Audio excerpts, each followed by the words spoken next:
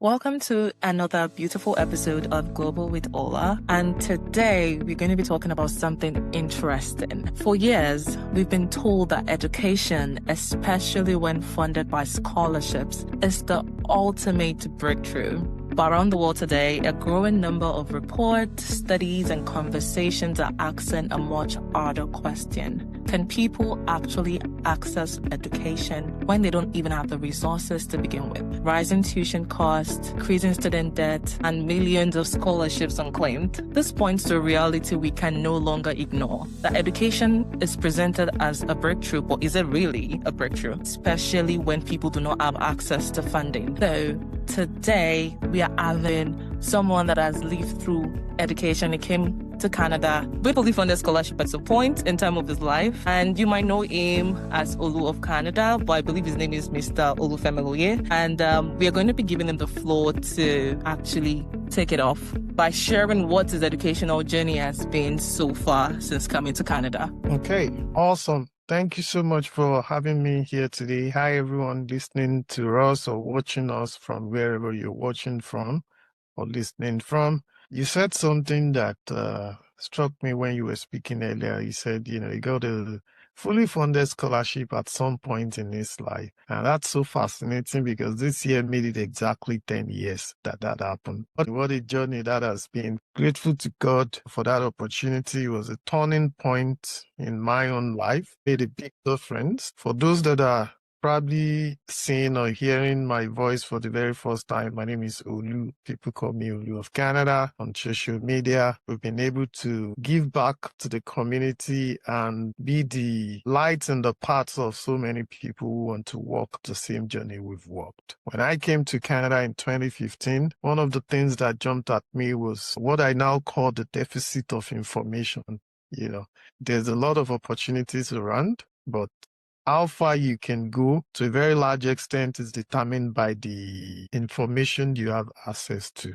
And that's one of the things I noticed. Even from back home, I am from Nigeria.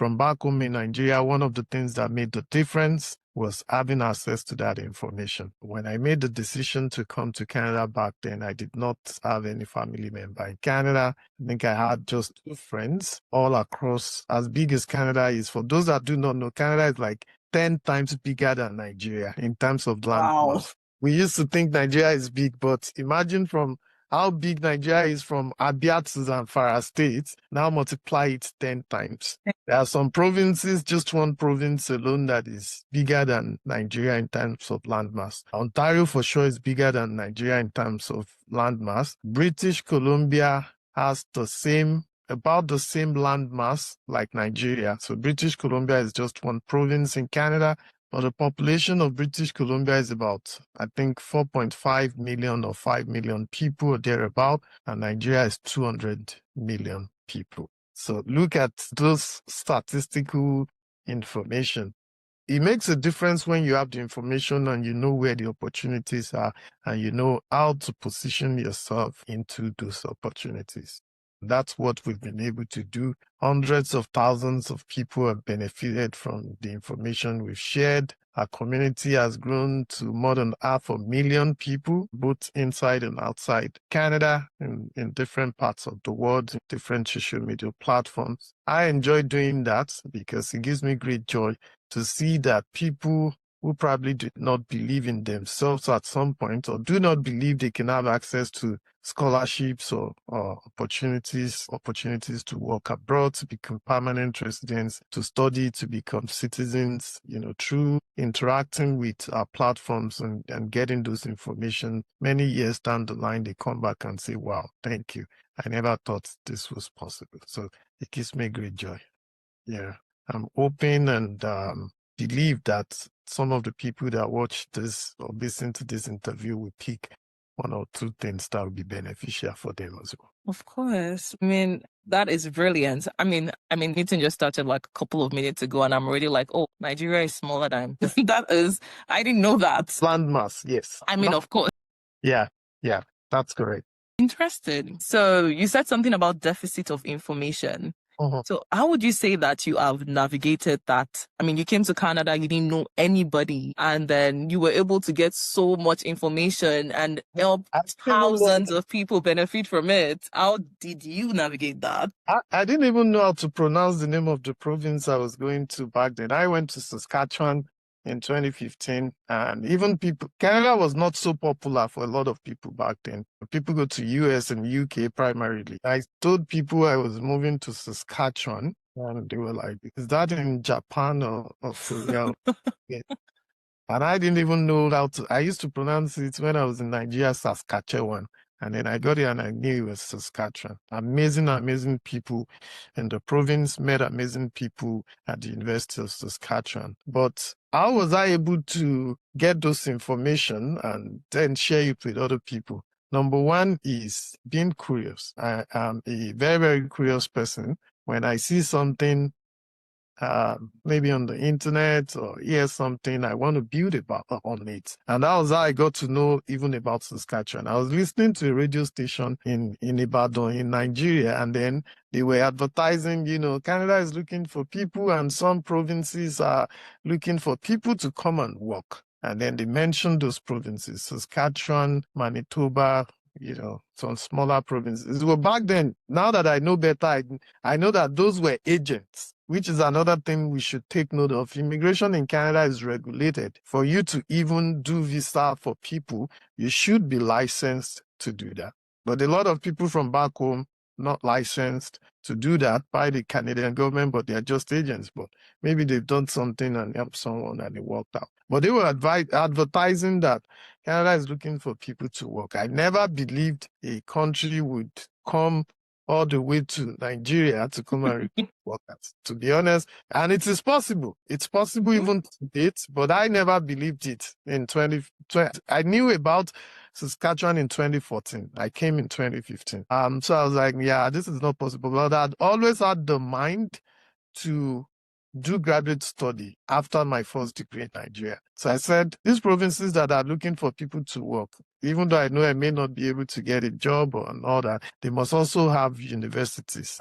Curiosity, they must have universities for people who want to come and study. And I had it in mind to go and study. So I went online, built on that, which is the second thing, doing research, doing personal research, very, very important. So I went online and entered on Google. I always tell people, Google is your best friend.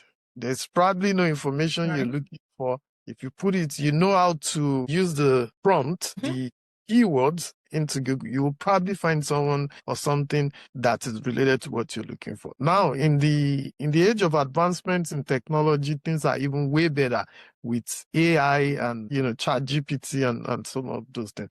So I went online, put on Google universities in Saskatchewan. So I saw University of Saskatchewan, University of Regina, I think one other university, I can't remember right now. Well, I now looked further at the ratings of those universities, and I saw University of Saskatchewan is top rated, is one of the, should I say, Ivy League. We use Ivy League in the US, but it's one of the top rated universities in Canada. They call them the U15 universities. So if you go online and go to www.u15.ca, you see those universities there. Lots of research going on, lots of scholarships, even for like international students and all that. My faith just keyed into it that, this is going to be my university. So I started looking at the admission requirements, and I saw that I met pretty much everything they were asking for, both for admission and scholarship. And the journey started from there. But it was one, being curious, two, doing personal research, three, being strategic about the choices you're making. When I heard about Canada, I wasn't looking for big provinces like the Ontario and all that, because somehow I just knew those ones may be maybe very, very expensive, maybe very, very, they get a lot of students and all that, competitive. Maybe there may be opportunities. Also, I'm not a big city person back then. I'm not the kind of like, I want to live in Lagos and Abuja in Nigeria kind of person. So I was looking for a very quiet place that would align with what I can possibly thrive in and all that. So I was very strategic about that decision, and that also helped. The asking questions. So being curious, doing personal research, being strategic, and asking questions. So when I narrowed down my options to like the school I was interested in, the program I was interested in, seeing the admission requirements. When you go to the university website of any university in Canada or the program website, there's always contact information of the graduate secretary, of the graduate chair. The email is there, the phone number is there. Even before I arrived in Canada, they already knew me. I was always sending emails to ask questions, to follow up, especially when I saw that for the scholarship back then, you didn't even need to apply separately. Wow. It was by nomination. You didn't even need to apply. All you needed, if you have this specific grade, you have this research potential or evidence of previous research, you meet all those requirements, you apply for admission, you can indicate interest and ask them to nominate you for a scholarship. It's not a separate application. So I had to, it was too good to be true. So I had to like send emails and follow up and ask them. I saw this thing. I saw the Dean Scholarship. The Dean Scholarship, International Dean Scholarship, at that time was the highest scholarship you could get as an international student at the University of Saskatchewan. All you needed, you must have at least 85% or thereabout entrance grade in your bachelor's degree. You must be doing graduate study for the very first time. You must have evidence of research publication or potential for research. And I had all those three. I was doing graduate study for the very first time. My undergraduate degree, I had more than 85%. CGPA. I had demonstrable evidence of potential for research and even some publications back then. So I was like, I look like who they are looking for. So I started asking questions. I started asking questions and sending emails. I saw these, okay, what documents? Okay, do I need to send my physical transcript? They're like, oh yeah, if you have the student copy, you can apply first. If you give you conditional admission, you can now send the original copy. I was like, sweet, I have this already. You know, your resume, they said, oh, we have resume and CV templates on the university website. You don't even need to go and scout for it from any other source. They already have those templates. All you need to do is build it according to their CV template. You know, in terms of statement of purpose or letter of intent, they said these are the specific things we're looking for, should not be more than this word and things like that. Those people are already there to help you. So I was asking questions because there was no one I knew that has done it before. Wow. So I was doing it for the very first time. Google was my best friend and asking questions. Here we had today. So from what you're saying now, like one of the questions that's coming to my mind is, what were you hoping to unlock by going for graduate studies? Like, was there something specifically that was pushing you towards, I want to go to graduate school? That's a very good question. I think for me, it was that knowing fully well that education is a key to a successful life. I knew that from when I was young. I still remember growing up on the fence on my house. We had this education is the best legacy. I don't know where that came from, but it was on the fence. Education gives the children of not so rich parents the best chance at success. Education gives you global opportunities, exposure, the opportunity to learn from other people that have been there and done that. And when I say education, I mean quality education precisely. And I knew that coming to a country like Canada, far more advanced in education and technology, would give me access to some of those opportunities. That was the driving point for seeking graduate study abroad.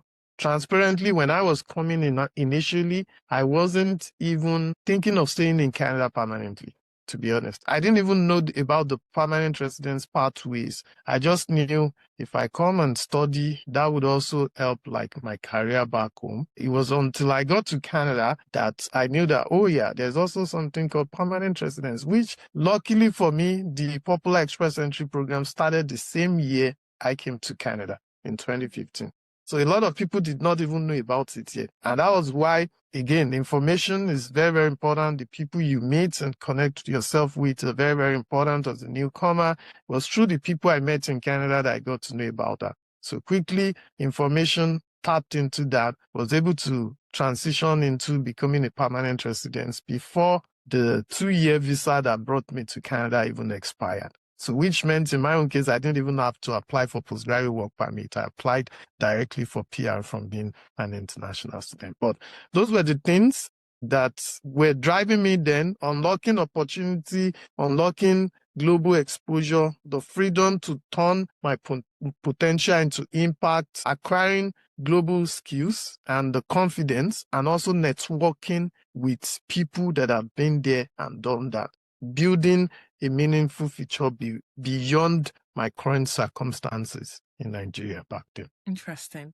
So you said something about someone told you something like about the permanent residency pathway and how you understood the fact that education is very important. Did you meet those people while in school, or how did you come about meeting those people that further fueled your informational system? I met them when I got to Saskatchewan. As I mentioned earlier, I didn't even know anybody in Saskatchewan when I was coming. It was just a journey of faith, packed my bag and hoped that somehow things are going to work out well. But before I got into Canada, my kind of personality is I've always been the purposeful person, a goal-driven person. So I was very deliberate about the kind of people I wanted to surround myself with when I get to Canada. To God be the glory.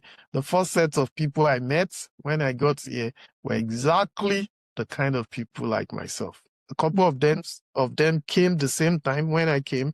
Maybe like 2 or 3 of them were already in Canada for a couple of years before I came. From our conversation, you can tell, like, what are your priorities? What brought you here? How long have you been here? What do you intend to get out of what you're here? Even if we had a very good social life back then as students as well, but we're also able to balance things. We knew our priority first and foremost was the education that brought us well. Also, the Dean Scholarship I got had a grade threshold that you must maintain to keep the scholarship going. It had no service duties. So it was just like they're paying you to go to school because you're going to be doing groundbreaking research, but at the same time, grade requirements. That's the only expectations they had of you. You understand? So if you don't maintain, I think it was 85% average in your program, they can withdraw the funding. So I looked at it and said, if I don't maintain 85% and they withdraw this funding, who is going to fund my program? Recognize that, the importance of that, and we put in the work.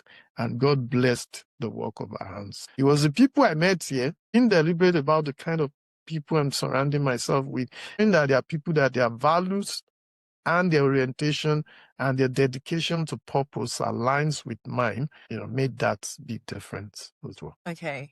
From conversations, you were able to get that, okay, this person is my kind of person. And then you all grew together, if I'm correct. Yes, that's absolutely correct. Okay. And then you were talking about scholarship and how that also propelled and pushed you towards maintaining a good grade, right? So this would lead into my next question. So what are your thoughts as regards education, in the relationship between education and its impact, like when you have scholarship and you're pursuing education? What would you say was your push? Was it just the scholarship? Without scholarship, would you have been able to actually go to school for your graduate studies? Transparently, no. I would not have been able to afford that at that time. Maybe now, the case is different now. But 10 years ago, without the scholarship, it would have been very, very difficult and challenging for me to fund my education by myself. Do you understand? I always say one thing: quality education will cost you serious money. If you're not paying for it directly as the student, someone else is paying for it. That's the truth. In Nigeria, in Canada, in US, quality education will cost you serious money. And what turns the privilege of having quality education to a possibility is the scholarship. It shouldn't be so. Education should be a right. The reality, a right for everyone, but the reality we live in is that because of the cost, it's a privilege. One of the things that will now turn that privilege to a possibility is having someone financially backing you to get that quality education. So education, funding, scholarships, they are deeply interconnected. Being able to get a scholarship will remove the barriers and allow talent. I say it also that talent is everywhere. Opportunity is not. Right. The opportunity is not there for everyone. And one of the things that constitutes the lack of opportunity for everyone is a financial barrier. So if you're able to get access to funding, scholarship, it removes the barrier. You already have the talent. Someone like me already had the talent. Thousands of international students all over the world from not so financially buoyant background, they have the talent. But without the financial backing, they cannot access those opportunities. And that's what a scholarship can help you remove that barrier, can help you turn that privilege into a possibility, can help you develop your talent beyond your current circumstances. Nice. So would you say that if you were in Nigeria, what would you have done differently to pursue that quality education? Like if you decided not to leave? That's a very good one. If I decided not to leave, I would still have used the little I have within my own surrounding. We have good schools in Nigeria as well, you understand. I would still have used the little I have within my current capacity at that time to still make the best out of life for myself. Maybe instead of coming abroad to study would have been like maybe using my grade and the skills I already have to find employment. And at some point, if I'm still interested in further study, maybe save up towards that, even if I have to study in Nigeria, for instance. You understand? And also in countries like Nigeria, especially in like private universities and all that, there are so many institutions that also offer those scholarships. When we talk of scholarship, it can also be divided into need-based scholarship and what I can call kind of like maybe grade-based or merit-based scholarship. So need-based would be regardless of your current grade and all that, you are from a background that is not financially buoyant, you have financial needs and all that. They have some sets of scholarship for that. They also have some scholarships that are based on like, should I say talent-based scholarship, like, oh, this person has a first class, they have this CGPA kind of thing for like high-flying students type of scholarship. And you find that it may not be as much as something you find in Canada, but even in Nigeria, you find some of that. So if I were to do something differently and I'm not coming to Canada, I will recognize the fact that I need money to pursue additional education, and I'll see what is currently available locally that I can tap into. There are several organizations, multinational organizations, I don't want to mention them specifically, that also fund students, even back home. When I was in the university, I had a couple of like, how do I say that? Some opportunities in that regard as well, that they always advertise that every year and say, maybe it's going to be write an essay. If you win this essay, then you get your first semester tuition or second semester tuition sorted out, or you get some financial reward from the organization. Okay, thank you so much. So you would say that looking back, you would say that funding was the big like stepping stone for you when you were coming to Canada. It was transparently, it was. It shaped my journey by expanding what was possible. It removed the financial barrier. I landed in Canada with just $650 in my pocket. Wow. I arrived mid-August. By the end of September, they were already paying me my monthly scholarship. It feels good. It feels good. It feels good. I'm not going to lie. It made it easier. It made it possible for me to focus my attentions on what brought me here. I was able to focus on learning, on growth, on what I can contribute, on what I can achieve with my research, on the hidden doors of opportunities that I can open for myself. An example is the permanent residency. I was able to focus on, because the whole essence of coming to school is not just to get your degree. I always tell students, the future of job is not about just your degree. When you get into the workplace, what employers need from you is not just your degrees. They need your skills. They need your competence. As you are completing your degree, you must also be building your skills. But imagine if I was in a survival mode and I don't even know where the next food will come from, and somebody is telling me, do you know there's also permanent residence and all that? Because you need money to key into those things. Yeah. I would have told the person, please, I'm still looking for rent. True. Very true. And the pressure will be more. I'm not saying there are no students that have been able to combine all those things and done amazingly well with that. But if you ask any of them, they will tell you the pressure is more. Yes, true. So even though I was working, I still got student jobs. It was supplemental income for me because the scholarship was already taking care of my tuition, my living expenses, my other expenses. So I could think beyond the degree and started looking for what are employers looking for. What are the skills I need? Oh, there's also permanent residence. What do I need to get that? Language test, degree assessment, work experience. So it helped greatly. It shaped the options that were available to me. It shaped my entire experience as a student. It shaped the fact that I was able to get more out of that degree. More out of the degree than just the certificate. So now I was going to ask about the Dean Scholarship, right? Okay. So when you got the Dean Scholarship, were there like certain events that you were meant to go for? Have that lifelong connection with them. So did you experience something like that? Absolutely. Absolutely. One of the turning points for me was also getting the information as an international Dean Scholar that I could also do an extra diploma at the university for free. Wow, that sounds like good. It's paid for. As part of that, even when I just came in, I was also selected, or should I say nominated, as part of that for one, they call it the Canadian Acculturation Program, which kind of like it's a couple of weeks into the beginning of the session, they do that to acclimatize you to what life looks like in Canada, get you in tune with the reality of graduate school, how to write in graduate school, which is different, the Canadian educational system as a whole, even some English language classes, I didn't have to write a language test in English to study in Canada, but they are still how academic writing differs from, normal writing.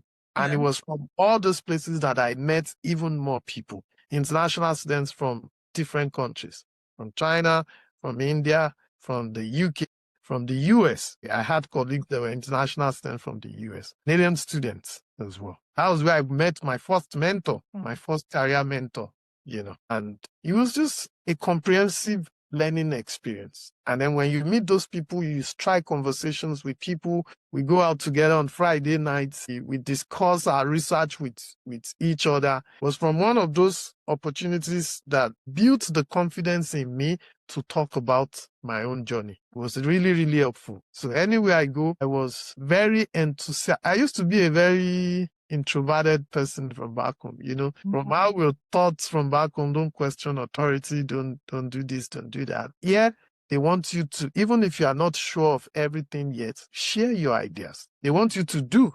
They want you to act on things. It is in doing that you will learn more.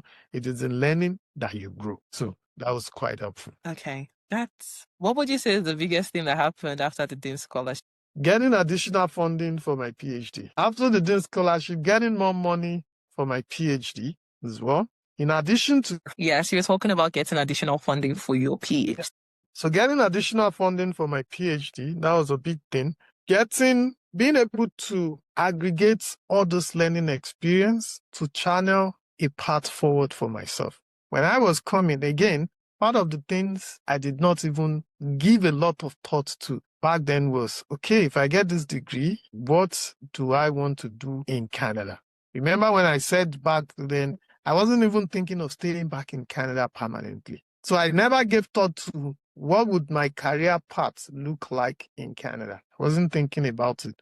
But now having all these opportunities all at once, career mentorship, acculturation program, the Dean Scholarship, getting a PhD scholarship, getting mentors, career mentors, getting an extra diploma, free. I was like, I have to wake up.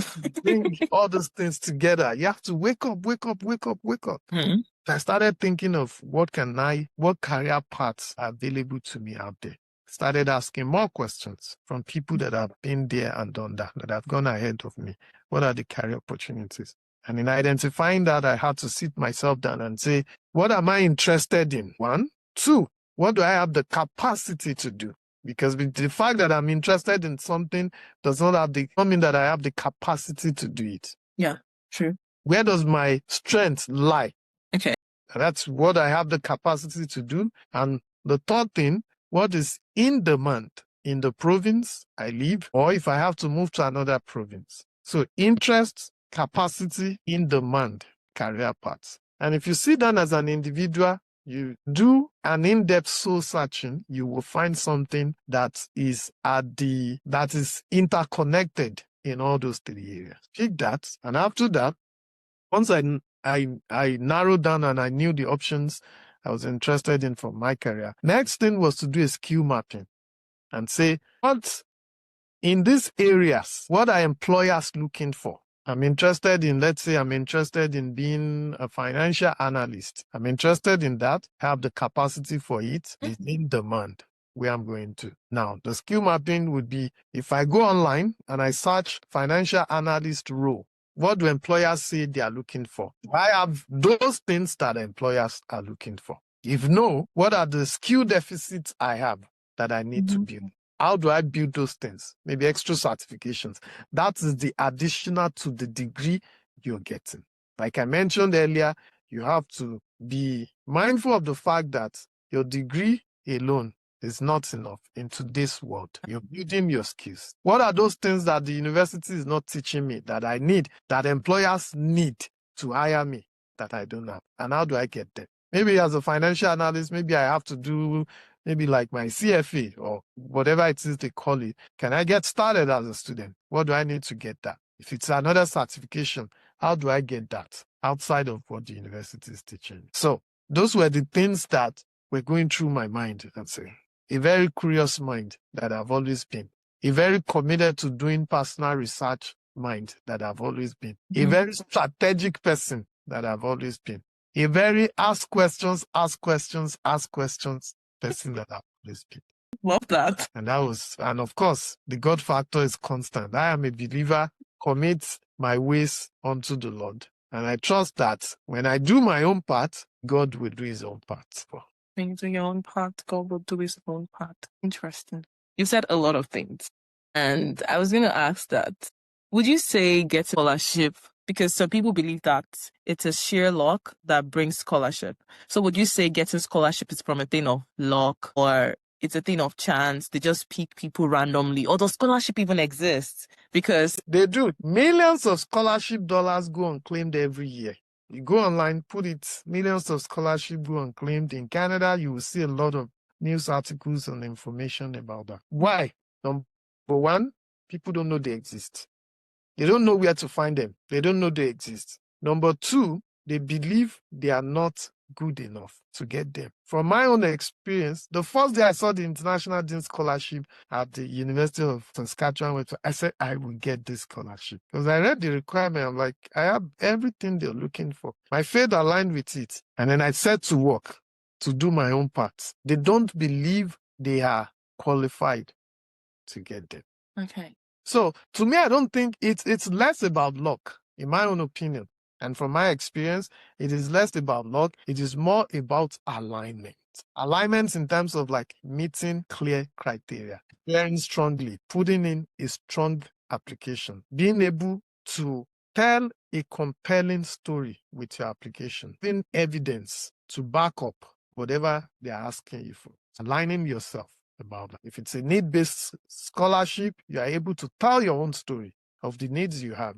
And now this scholarship would help you address those needs. If it's something about research potential or evidence of research, like the Dean Scholarship was for me, you have your evidence. I had the evidence of my publications and, chapter contributions and all that. And then, because now more than ever before, more people are seeking these opportunities. It may be much more competitive than before. So it's not like, I did one application, I'm giving up. The persistence, the consistency also has to be there.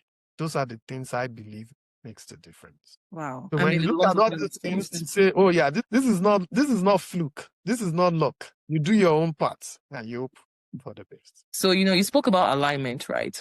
One interesting thing I know about some people is they have applied for tons and tons of scholarships and they never get a response.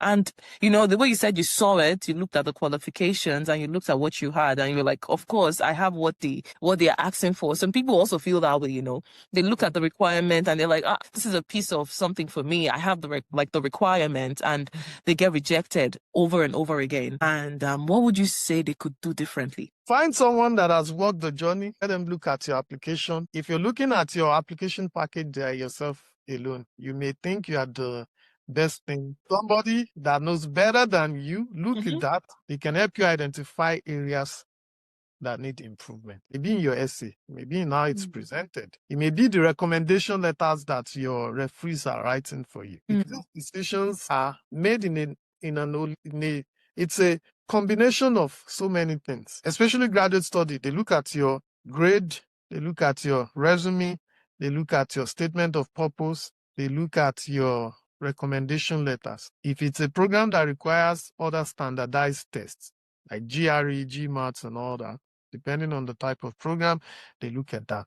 They grade all these things together to make a decision. So if you've been trying, well done. I commend you on your efforts. If it hasn't been yielding the desired result, find people that have done it successfully and ask them what they did differently. One of the things I also do, I've had applications I've applied to that I did not get. If I don't get an application, I don't take it to heart. I may think about it and say, oh yeah, this is painful, but I don't dwell on the failure part of things. I look for the lessons embedded even in that failure, and how I can use that to further improve myself and position myself. So I always seek feedback. I can write the organization and say, thank you for the opportunity to even apply. I received a response, although it was painful, it wasn't what I was expecting, but what feedback can you give me to improve myself or my application for subsequent opportunities? So seek feedback. Yeah. That is, this reminds me of, I think, the first scholarship I applied for at some point in time of my life. I wrote this essay from the bottom of my heart, and it was like 3 pages long. And I remember giving someone to read it, and the man didn't even finish it. He just got to the second page and was like, this is not necessary.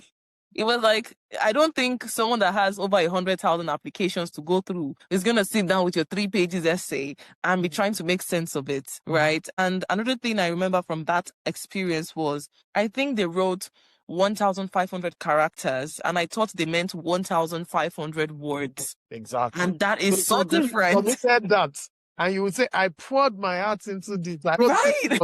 Is that what they were looking for? No, at all. So when I at the time, I didn't know that there was, I think I was just about 18 then, and I didn't know there was a difference between characters and words. So I was like, what does it mean that they said 1,500 characters, not words? And I realized at that point in time that, oh, this is wrong. So going on to the last question for today. Okay.